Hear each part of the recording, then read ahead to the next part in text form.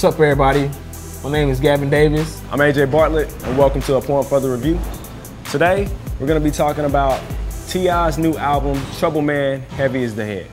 I gotta grind, won't stop, hustle, won't quit, shine like no other, I be on some other shit. I got a high price lifestyle, super bad bitch. If I want it, bet I got it. If I don't, bet all I gotta do is go. Now, honestly, I can't say that I was eagerly anticipating T.I.'s new album.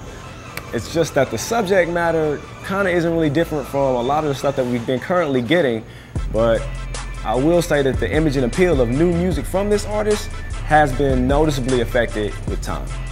Now, don't get me wrong.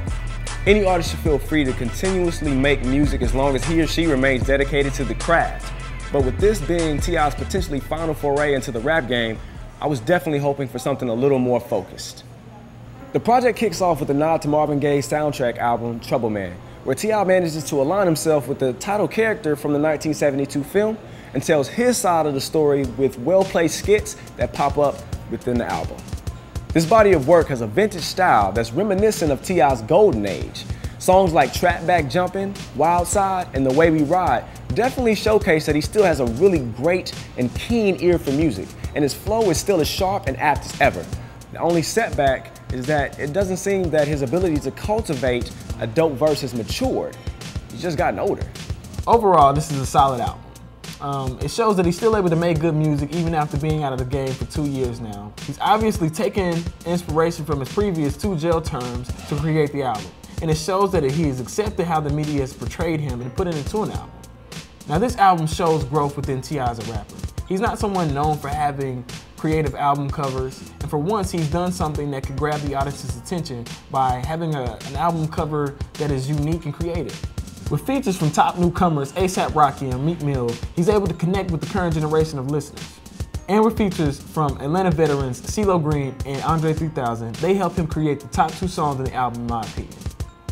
This album is a mashup of trap music, urban legend, and paper trails all in one. It possesses that rawness that made him so popular on trap music and urban legend, but possesses that commercial appeal that was present on his most popular album, Paper Trails.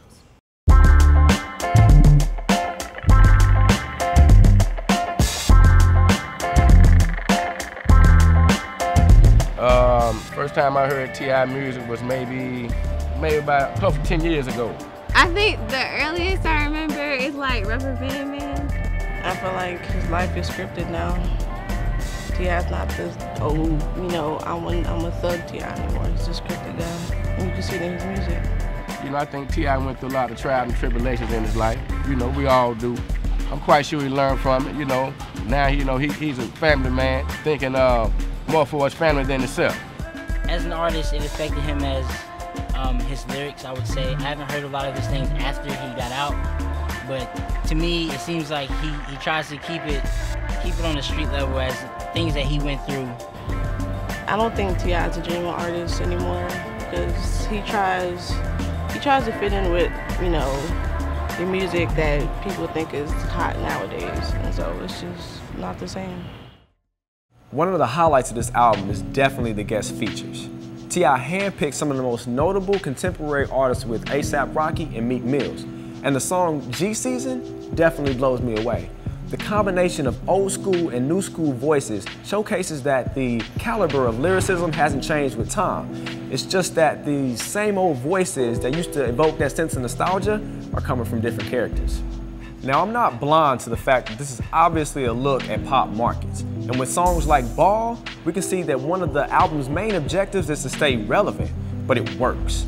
And with the help from veteran rappers like Andre 3000 and R. Kelly making a return for this album, T.I. remains firmly planted in the roots of his own era.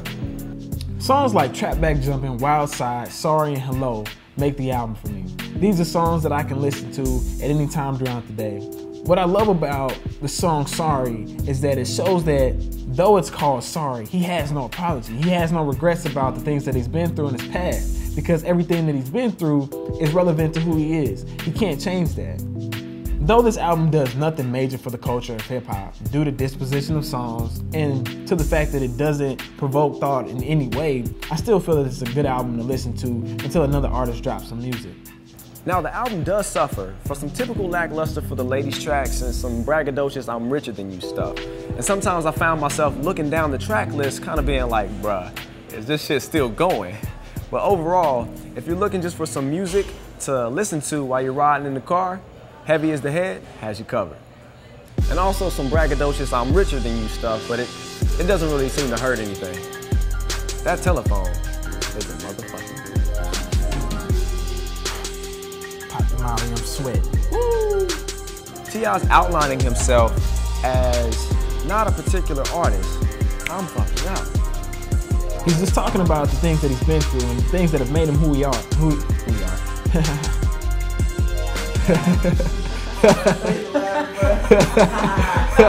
are.